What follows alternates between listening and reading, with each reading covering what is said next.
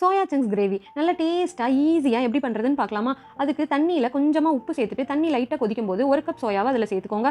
5 நிமிஷம் பாயில் பண்ணி அதை எடுத்து நார்மல் வாட்டரில் சேர்த்துக்கோங்க. சேர்த்துட்டு தண்ணியெல்லாம் நல்லா பிழிஞ்சு எடுத்துருங்க. தண்ணி சுத்தமாக இருக்கக்கூடாது. இப்படி பண்ணும்போது சோயா நல்லா சாஃப்டாக டேஸ்ட்டாக இருக்கும். இப்போ இதில் மேரினேட் பண்ணுறதுக்கு தயிர் சேர்த்துட்டு மஞ்சள் தூள், மிளகாய் தூள், மல்லித்தூள், உப்பு சேர்த்து மேரினேட் பண்ணி வச்சுருங்க. இப்போ தக்காளி அரைச்சிக்கலாம். 2 தக்காளி சேர்த்துக்கோங்க. 10 முந்திரி பருப்பை ஊற வச்சு தக்காளியோட சேர்த்து பேஸ்ட்டாக அரைச்சிக்கோங்க. ஒரு பேனில் 3 டேபிள் ஸ்பூன் எண்ணெய் சேர்த்துட்டு பட்டை, கிராம்பு, ஏலக்காய் சேர்த்துக்கோங்க. 2 வெங்காயம் சேர்த்து வதக்கிடுங்க. 2 டீஸ்பூன் இஞ்சி பூண்டு பேஸ்ட் சேர்த்து நல்லா வதக்கி விட்டுருங்க.